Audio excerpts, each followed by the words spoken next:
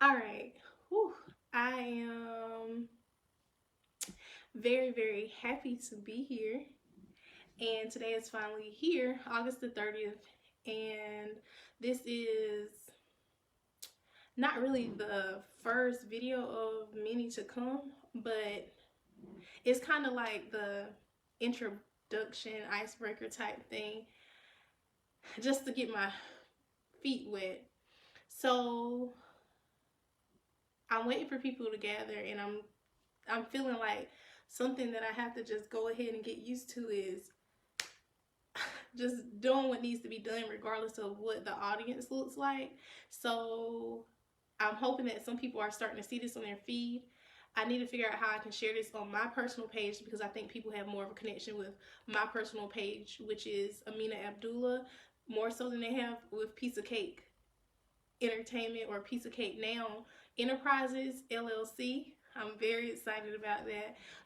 But I'm just going to go ahead. I'm hoping that this really starts to reach some people so that we can actually interact, because this whole first video is more so for us to get together to communicate and to build some guidelines for what this project is. So the mission and vision behind this project is simple.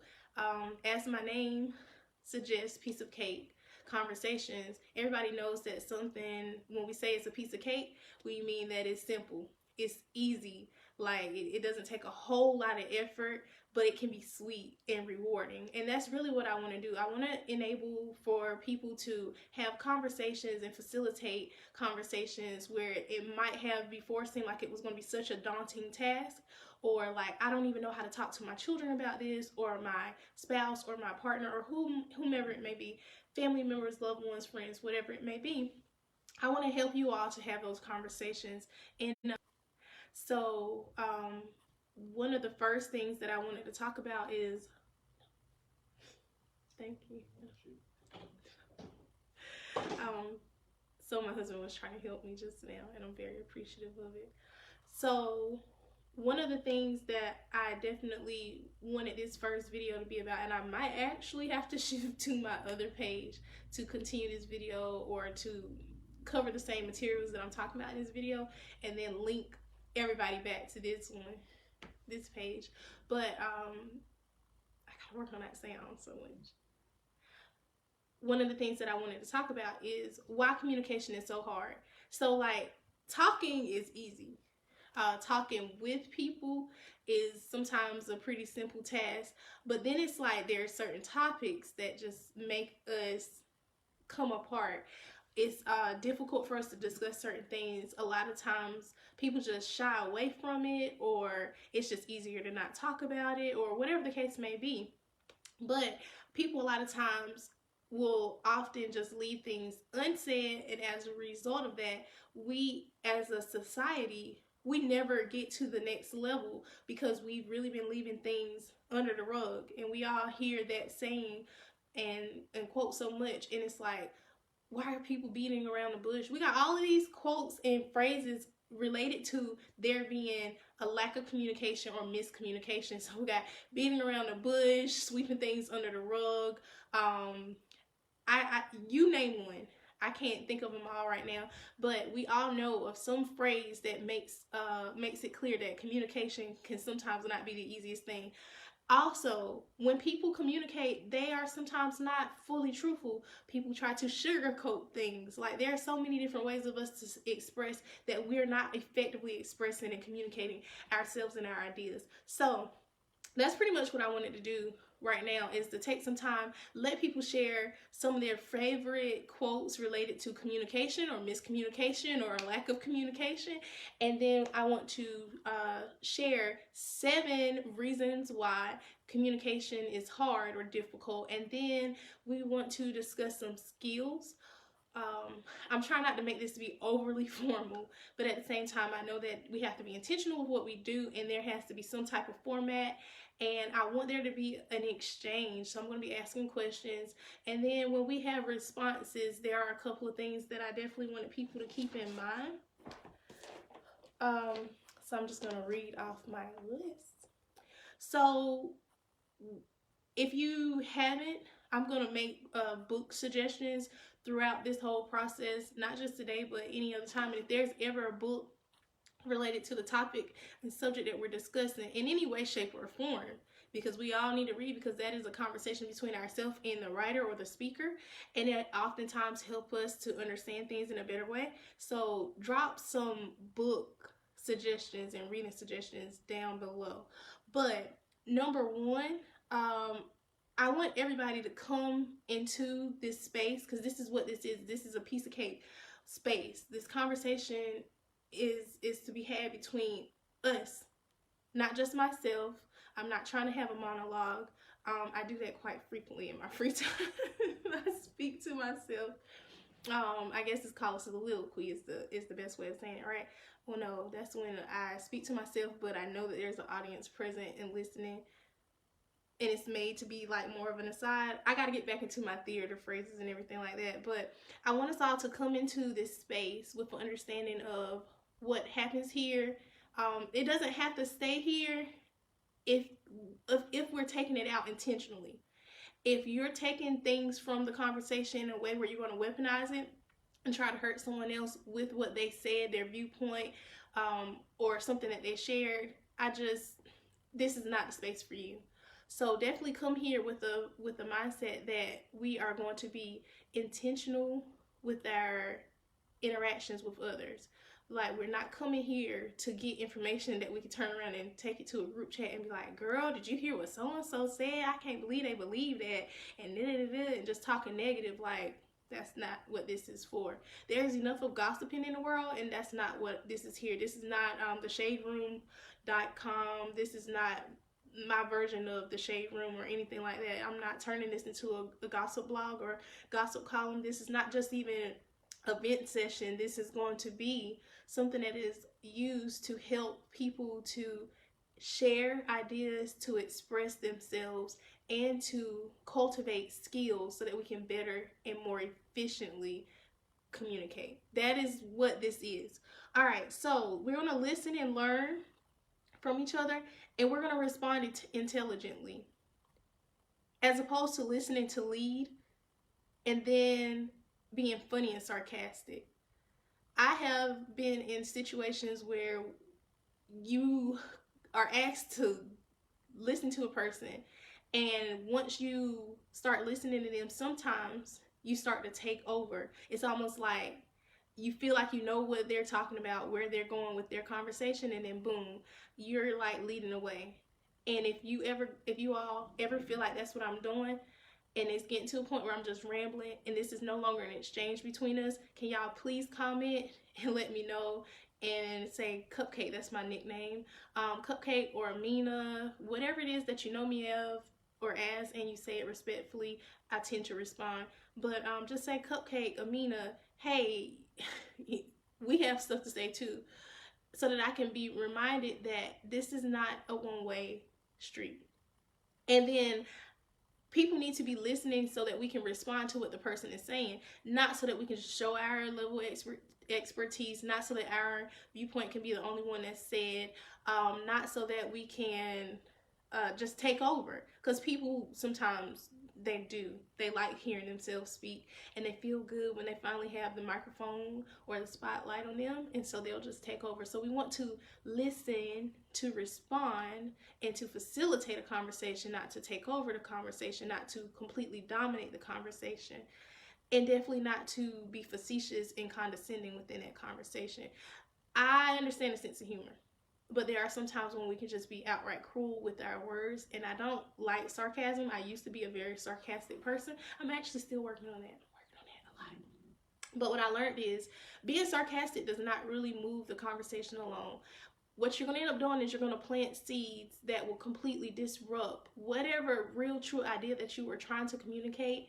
It's no longer going to be where it's supposed to be, because now that person, they're shutting down, or they're now getting into defense mode, and they're no longer hearing what you intended for them to hear. So listen and learn in order to respond intelligently. And I understand having a sense of humor. I want to laugh too. And sometimes a joke here and there is cool. But I don't want us to ever get to a point where we're just like constantly joking and getting away from our original intent. All right, so there is something else, technique that I learned that I feel like is very, very imperative, and I was like, I want to utilize that. Y'all, I'm one of those people who's like, do not reinvent the wheel. If there's something that works, I'm not gonna try to put my own stamp on it. Like, I'm gonna give credit where credit is due. I'm gonna acknowledge, like, y'all, I saw this somewhere else, and we're gonna give this a try, and I hope you all like it. Um, so yeah, so there's this concept and it's called ouch and oops. So ouch and oops. And what this does is it gives the speaker and those who are engaged in the conversation a chance to express the impact that is being made by the words that are being said. So it goes simply like this. If I'm the listener, speaker is saying something, da da da, and they may be making a generalization, and we know that these generalizations are just sometimes not true.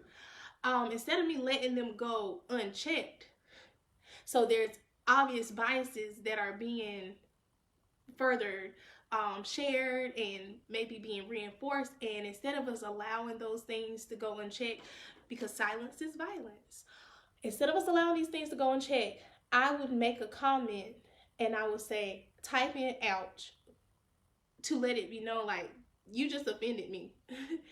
And if the speaker is paying attention, and if they're present, and if their desire is to really communicate so that we're facilitating empathy and enabling growth, then they're going to realize that, hey, if I've offended somebody, I need to find out, number one, who I offended and why they're offended. And, is it something I said? How was that offensive? Because sometimes people speak from a place where they truly are ignorant about how the things they say are offensive. Prime example, I am a survivor of sexual assault. I have had people to make jokes about rape. Like I've heard little kids, like younger children, if somebody tries to touch them, not even in a sexual way, they'll say, rape! That's not funny. It's actually quite insensitive. And what we're doing is, when we turn things into jokes that are very serious matters, then the people who actually need help, they're going to not receive the help that they deserve, because people are not going to take it serious enough. So people sometimes don't know that they're saying something in an offensive way. They may not even understand what they're saying and how it's offensive, because I've had kids, young people, when I ask them, I'm like, do you know what you just said? Do you know what rape is? And so I'll lean in and have that conversation with them so that there is understanding. Because what I don't like is us just telling people that they're doing something wrong, and we never tell them how to do the right thing. So that's another huge reason why I'm like, we have got to have these conversations, y'all. I have been watching people miscommunicate. I have experienced myself miscommunicating. I have experienced people miscommunicating with me. And what I always walk away from it saying is like, was there a better way for us to have this conversation? And that's what I want to do. I want to facilitate that. And one of those things that needs to be done is, when you're the listener and you're offended, or you see something not being said as efficiently as it could be said, draw attention to that, and understand that you don't have to make the speaker synonymous with the statement that was made. Distinguish those things so that we can try out this other method and skill that I'm going to call out a little later. I also found this online, and I thought I wrote the person's name down, because I definitely want to give credit where credit's due, but I don't know. So the flip side of that is, if you're the speaker, and like I said, you see that somebody's offended, you need to find out who you offended, why are they offended, what you said that was offensive, how is it offensive, and then you should have some level of remorse. You should. If you don't, I'm going to ask for you, because I'm going to be paying attention. We're having a conversation, and in the future, I hope that we can have like a way for people to call in. So I don't know how exactly this is going to evolve. If it's just going to start off like Facebook Lives, Q&As, and a slight advice column, podcast, blog, vlog. I don't know. I just know that we got to start having these critical conversations, and it needs to be facilitated and moderated in a way where people feel safe while we're having these conversations. Okay, so like I said, the speaker should feel like, okay, I've been notified of my offense, and I want to correct myself. And if I notice that there's a person that's just not at a point in time where they're able to see, we'll try to lead them to that place. But if they don't get it, sometimes people are not going to get everything on the first try, and that's okay. But if they're at least acknowledging, okay, I see what I said, I don't quite get it, because I've had moments like that. I'm just like, I see what y'all saying. I still stand by what I said, what I said. I've had those moments, and then later on, like, I can literally be laying in bed, and I'm just like, ooh, child, yeah, that was a little bit harsh. You ain't even have to say it like that. And so then I know to come back. But if in real time, if we're having an interaction and the person is starting to, like, they're not wanting to apologize, I'm not forcing anybody to apologize, because an apology that is forced, and that isn't rooted in actual remorse and a desire to have changed behavior, it's just lip service, and I'm not interested in it. So the ouch and oops is something that I want us all to use as speakers. Definitely, if you see the ouch, respond to it. As listeners, if someone is saying something that's offensive, this is a learning opportunity. Too oftentimes we just allow ourselves to get offended, and we never want to take the time to help people to learn. We are people who are in a society, and we're like, cancel culture. Did you hear what they said? Cancel them. And I like the way Nick Cannon explained it. Instead of us doing cancel culture, CANCEL, we need to do counsel culture, COUNSEL, meaning that we call people in. So that's the next technique that I was wanting to discuss. We call people in, and we make them aware of what they said, and that what they said was offensive, and that there needs to be something differently done. Okay, so that's the thing. So ouch and oops is something I want us to use when we're having these conversations. Also, let's normalize apologizing when we miscommunicate. It's okay, y'all, if you say something the wrong way, or you didn't use the right words. Like, hi Yolanda, thank you so much for joining in. I was like, I don't know if people are actually going to know to come to the Piece of Cake page. I didn't really want to post it on my Amina Abdullah page, because I am not Piece of Cake, but Piece of Cake is definitely a part of me, and we're developing a team, and I don't want to be like, yeah, it's not about me. So thank you so much. If you could share this on your page, much love. If you can share this on your page, so that possibly if we have any other family and friends who see it on your page, and they'll know, oh, this is where Cupcake's doing that live at, then we'll get it like that. But I'm just going over some guidelines for the Piece of Cake conversations. The first one is going to be September the 1st. And after that, I plan on doing it, or we plan on doing it, every Wednesday at noon. I did a lot of research, and Facebook analytics was like, Monday through Thursdays are the best days to post, and anytime from like 10 a.m. to like 1 p.m. and afterwards, they have like peak hours. So I was just like, let's do a Wednesday, let's do noon.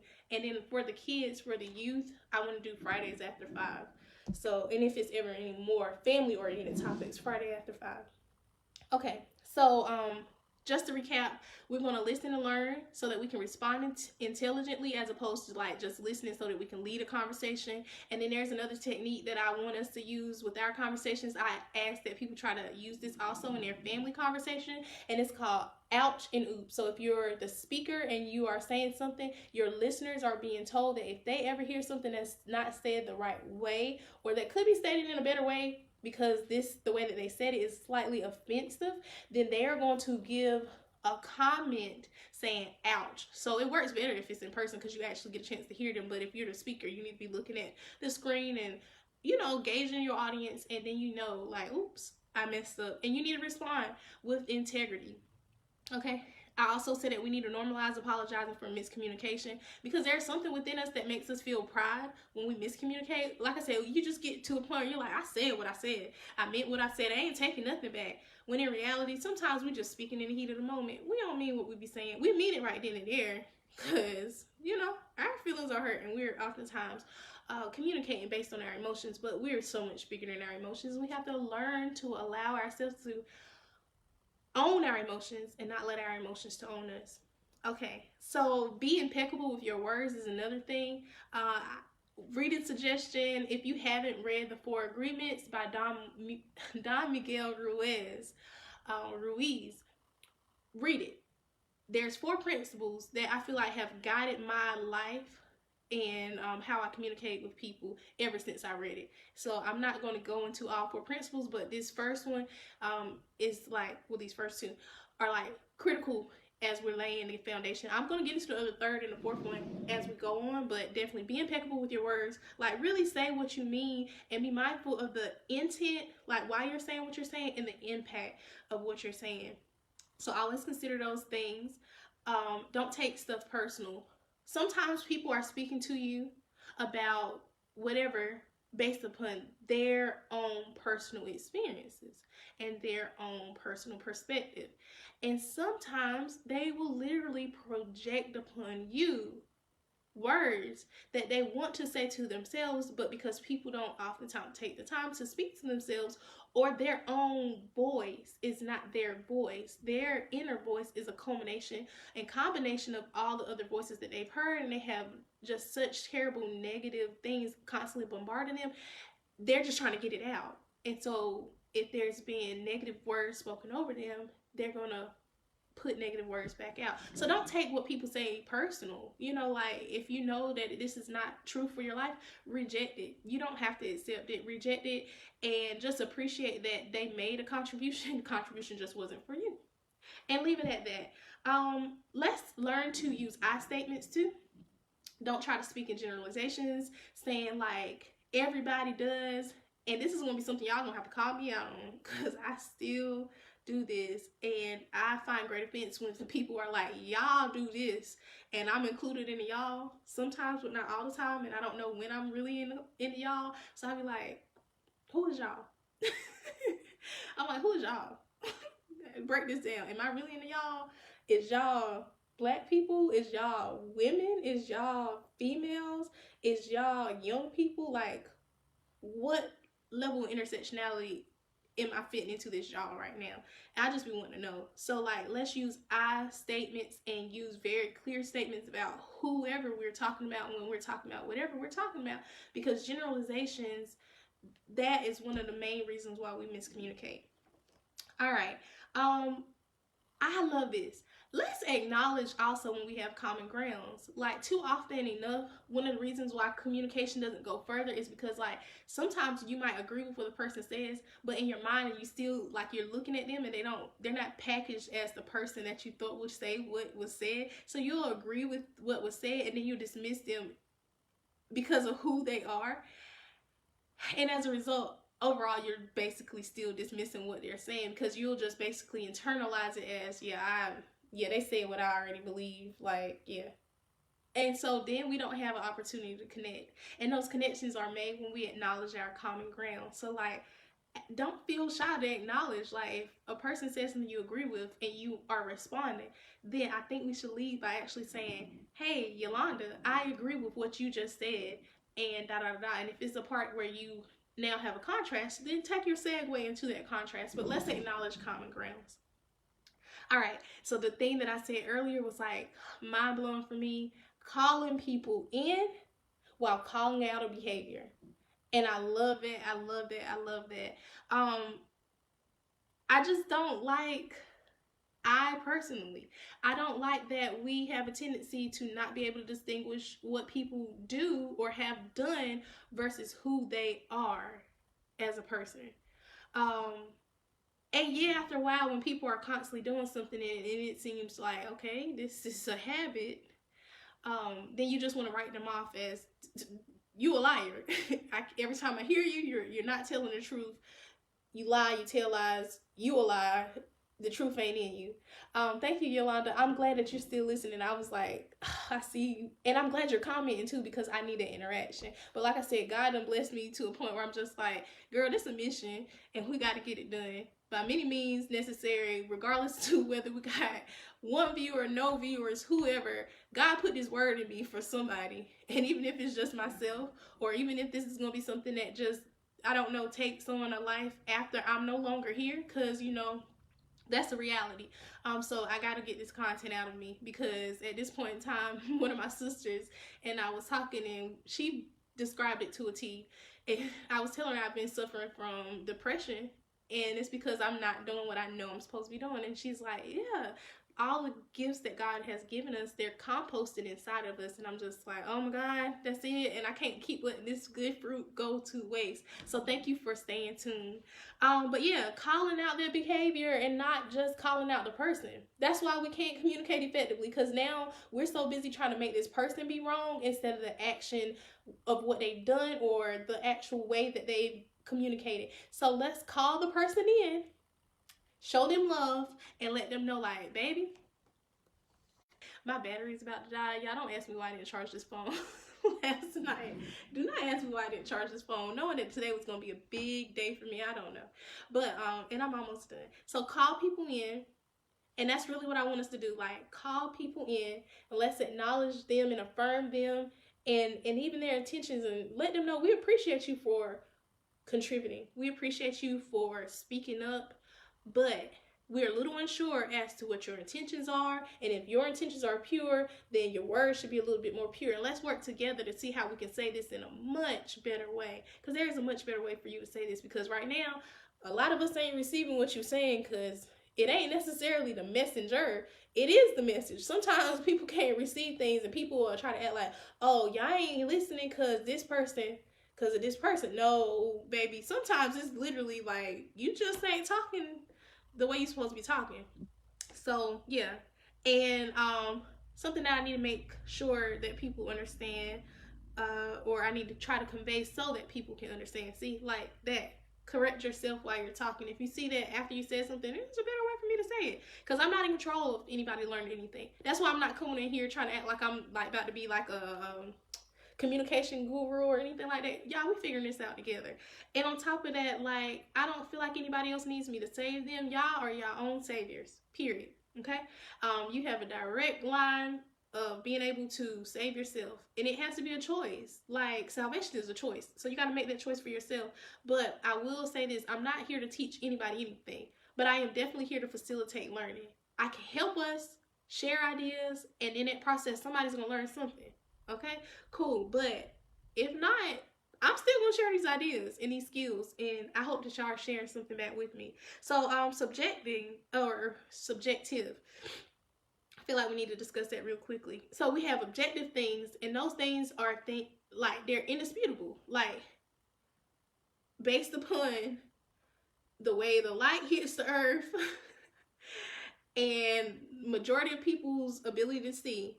We have accepted that there is a fact that most days the sky is blue, right? The sky is blue. We've all come to grips with that word. We've all come to understand that that color, the word BLUE. When we say the sky is blue, we've all agreed upon those terms. So these things are more objective. Like we say fact, we say law, right? This is not theory. This is not based on what color I feel like the sky is. This is literally, I don't say I feel like the sky is blue. No, we say the sky is blue. We say these things matter of factly because they're objective. Subjective, however, is based on, and it is made up and created based on a person's personal opinion and their own interpretations. So we need to learn to easily communicate whenever things are your own personal feelings, thoughts, and ideas versus objective facts and truth.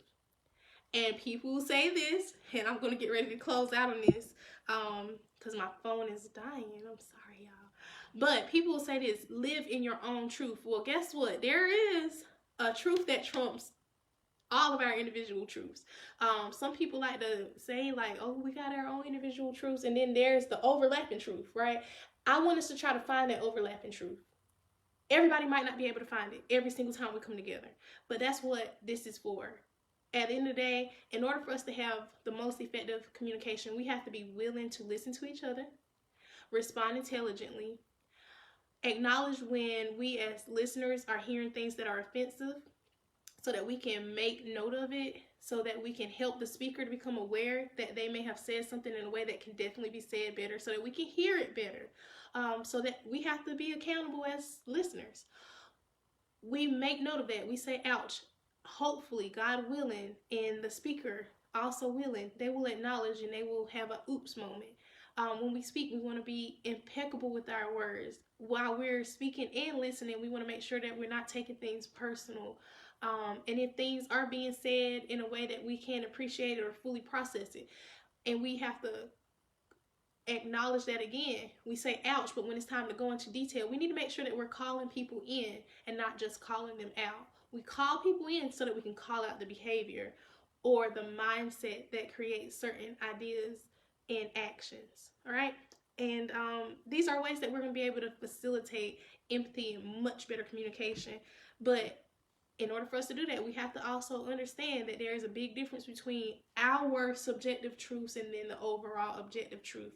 And our objective here is to facilitate understanding, right? We're not teaching anybody anything, but if we talk and we share and they're willing to learn, then learning is going to occur. So let's get back into it. 7 reasons why communication is hard. Number 1, we're oftentimes talking about complicated or gray areas.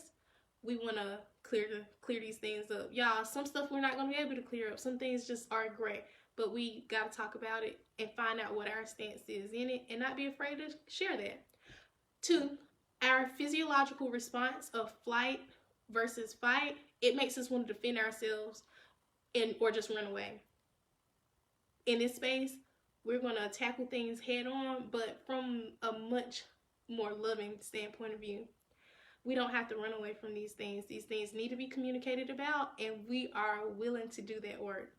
Number 3, words have multiple meanings and contexts. So there we go again with that objective versus subjective. We're going to make sure that we're trying to use the most objective terms possible. And when you're in that moment of expressing yourself, I'm never going to try to control anybody. Nobody's here to try to tell somebody how they feel or how they should feel. But when it comes to us actually getting beyond just feelings, then we need to go back to the most objective truth. Number 4, people often listen too fast, wanting to respond, and as a result, Walaikum assalam. Hi, Aya. So people are listening too fast and they're wanting to respond even faster, and as a result, like, they're not even paying attention and helping the conversation to move in a way they're supposed to, and that's counterproductive. So instead of us listening real fast, yeah, my mind is crazy. So I was like, just that fast, I heard 50 Cent, like, they say I talk too fast, but if you listen real fast, I don't gotta slow down for you to hear me. I think that's what he said, but no, that's not the goal. Y'all, please do not be afraid to repeat yourself, because if you have pure intentions in your communication, you never have an issue with repeating yourself, because you want to be heard and you want to be understood. And you want the other person to hear you, and you want the other person to understand you. Like, I think we've been programmed to think and get frustrated. Like, I don't like repeating myself. Why don't you like repeating yourself? Like, for real, can somebody explain to me, why would you not want to repeat yourself if your overall goal in communication is to be heard and for communication to occur? I don't get it, but that's what people do. Number 5, our emotions. Our emotions get in the way. Emotions, I think a cute way I like to think of it is energy in motion. So it's like, literally, it's just like, it's our feelings. It's literally responses of stimulations, how we feel, and it moves us, right? It just moves us. And if you're not careful, you're going to be moving any and every way based upon your emotions, versus when you become more cognizant of yourself, your triggers, and how you want to respond and overall outcome, then you will control your emotions, and you'll be able to communicate more effectively, because instead of you always feeling like you need to defend or run away from something that was said, then, or be offended by what you heard, then you can sit, take it in, be neutral, and then calculate a response. Okay, so like, that's one of the other reasons why communication is hard. So I'm going through the list, Aya, and you can replay it back because I'm almost just about done. But and I'm going to share it on my page, and I'm trying not to share stuff on my personal page versus here, because this is the place for piece of cake conversations. All right, so these are the 7 reasons why communication is hard, and we're just about done. Number 6 is actions are not matching our words. So communication is hard because we communicate with people, they say stuff, they be like, word is bond, and then their actions are completely unbonded to their word. And then we're just like, I don't care what they say. I don't trust what they say. I look at what they do and they move funny, and like, I don't even care. I don't want to hear nothing they gotta say anymore. I'm gonna invalidate them because their actions invalidate them. So that's why we want to make sure that we're actually being impeccable with our words, but more so also impeccable with our actions. And check yourself. Check yourself before you wreck yourself, because it's easy to give lip service because we have intentions, and only God is the only being that can do whatsoever He intends every single time. But we as human, we might have good intentions, but then we don't deliver. Or sometimes we might say like we're gonna not do something, but because we haven't gained the skills to not do what we said we weren't gonna do, then we mess up, and then people feel like, oh, you're just messing up just to mess up. You're doing it to offend me. No, in reality, I don't even know how to not do what I've been doing. Can you tell me how to not do it? Because I'm over here struggling. I want to meet your expectations. I just don't know how. So, like, that's why calling people in and calling out their action is very, very successful in getting results. Because sometimes people are not actually trying to F up. Sometimes they just don't have the skills. Sometimes they have the will, but don't have the skills. Sometimes they have the will and they have the skills, but right now, the way things are going in their life is creating a heel, and they just can't get over it. And my friend Karima told me that one time, skill, heel, or will, and I just been using it ever since. And I know there's no might nor power except by God. So y'all pray for people. Stand in prayer and not in judgment. But realize that sometimes people are going to fumble, and it's not because they want to. So call them in and call out the behavior and pray for them. All right, and last but not least, number 7 is one of the reasons why communication is hard is because people lack empathy and they're not listening to understand. Actually, factually, that's like, it's hard to believe it. It's like, why would people sit there and listen to me? Let me talk. Let me pour my heart out to them. And then it's like I was just talking to a brick wall the whole time. Well, sometimes, even though your intentions of communicating is pure, sometimes people are, they're not ready. They're not interested. They just want to let you talk because they feel like whatever they feel. I can't speak for them. But yeah, so they just lack empathy. So once again, it can be a matter of skills, and that's what piece of cake conversations, that's what we're trying to do. We're trying to help people to acquire the skills so that we can more effectively communicate better. So y'all comment below some of the topics. I got a good bit of topics that people have been saying that they want to hear about. A lot of them are based upon love and relationships, sex, money, divorce. Some people have been asking about ideas on like how to spend more time with your family, different subjects that's hard to talk about, like death, talking about death, especially now during this COVID era. Children are having a hard time processing death. I think even adults are having a hard time processing death right now, because it's literally like we're all on edge. It's like if there's ever been a period of time where we're more conscious that life is not a like guaranteed thing for us, it's now. And so that's a hard subject. Yeah, it's a good bit of subjects coming in. I want people to keep commenting what they want to hear about and everything like that. But yeah, we're still building this community and deciding what are the guidelines and agreements. I don't really like saying rules as much because people have a negative connotation with it, and so like they hear rules and they're like automatically wanting to rebel against it or act like the rules are not valid and they're going to do whatever they want to do. But when we say these are agreements, people are like, yeah, I agree to this. That's why when you sign the contracts, you're like, do you agree to these terms and agreements? Because they want to know, do you agree with it? Like, are you willing to come into an agreement with it?